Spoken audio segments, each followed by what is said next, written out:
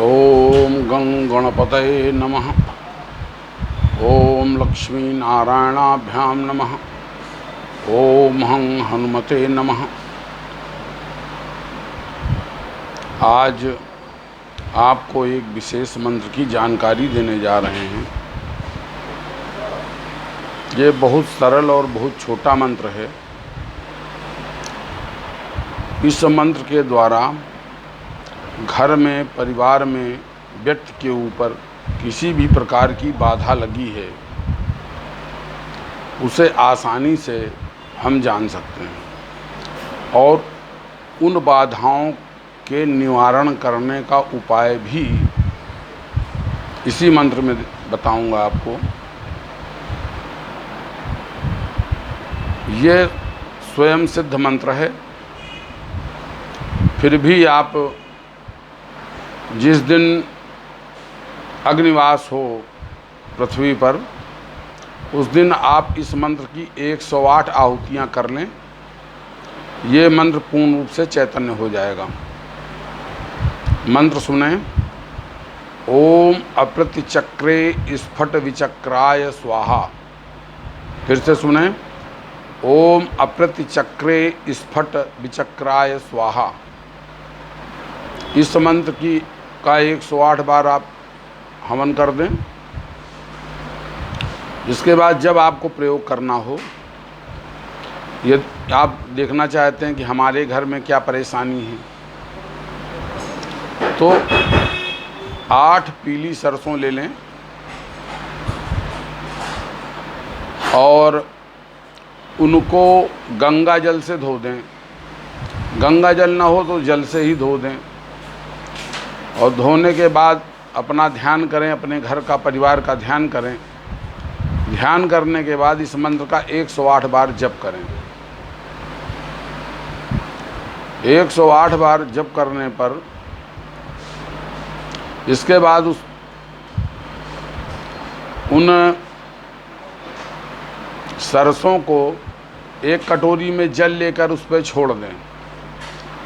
अगर एक दाना तैरेगा ऊपर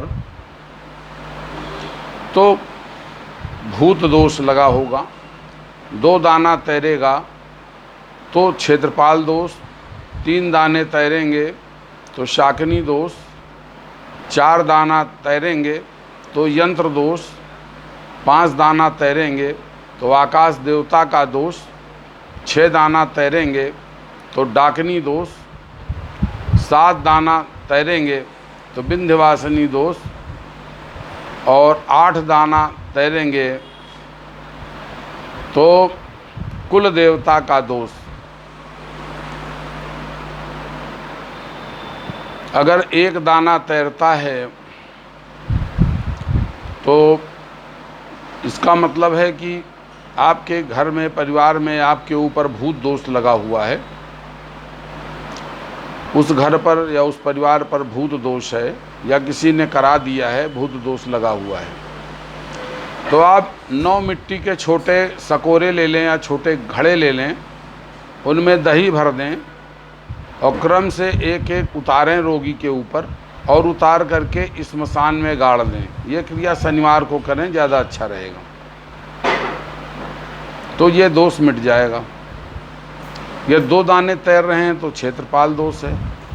क्षेत्रपाल दोष के लिए आप अष्टमी का व्रत रहें, भैरव की पूजा करें, भैरव की उपासना करें और अष्टमी के दिन आप जो है भैरव को दही बड़े का भोग लगावें और भोग लगाने के बाद में आप जो कुत्ते को उठाकर खिला दें। इससे क्षेत्रपाल दोष मिट जाएगा।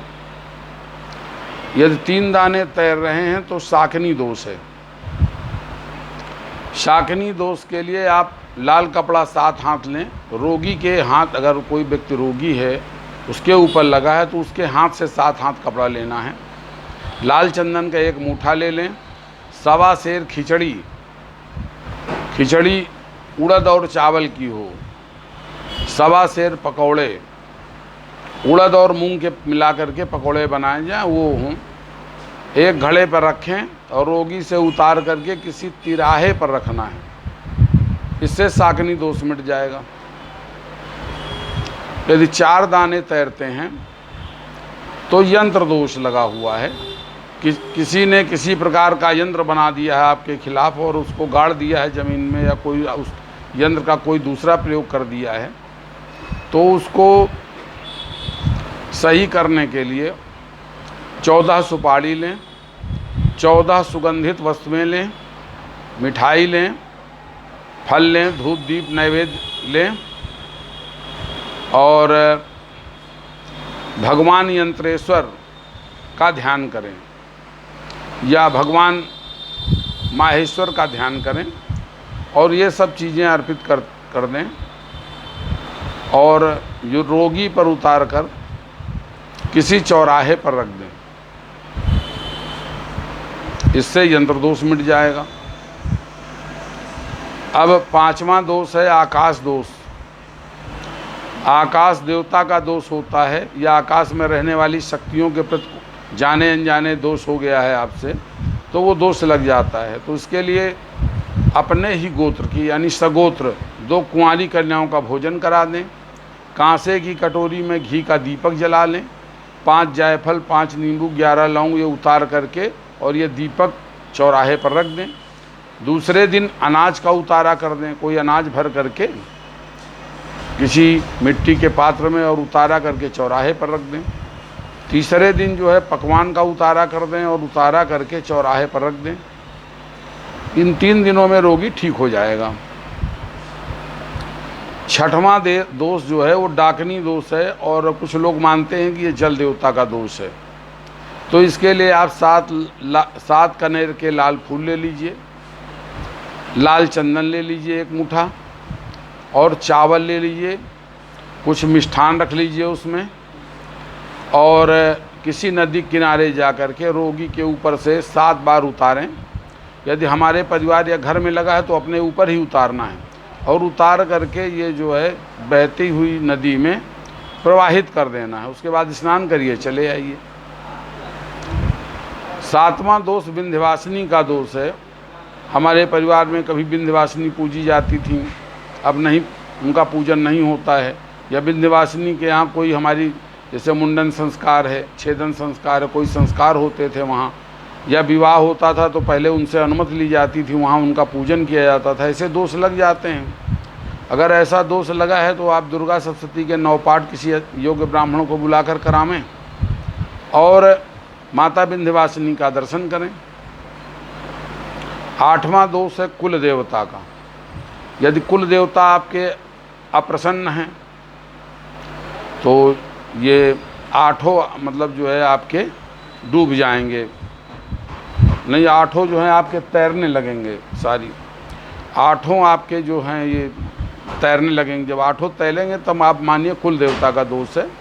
और कुल देवता के दोष में आप अगर कुल देवता आपको पता है कि भैरव हैं या देवी हैं, काली हैं, दुर्गा हैं, तो इनके मंत्रों का जप करा लें। या रामचरितमानस में जो अगर भैरव आदि देवता हैं तो भगवान शिव का कोई संपुट लगा करके अखंड रामायण करवा लें।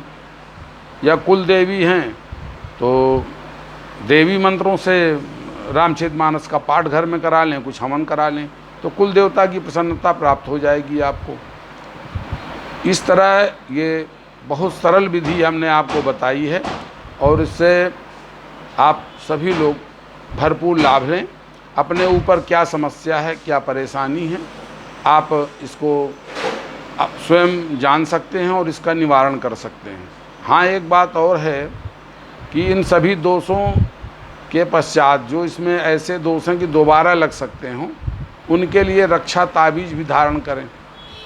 रक्षा ताबीज़ धारण कर सकते हैं, उसका प्रकरण अलग देंगे आपको, कैसे ताबीज़ बनानी है, कैसे रक्षा ताबीज़ आप धारण करें।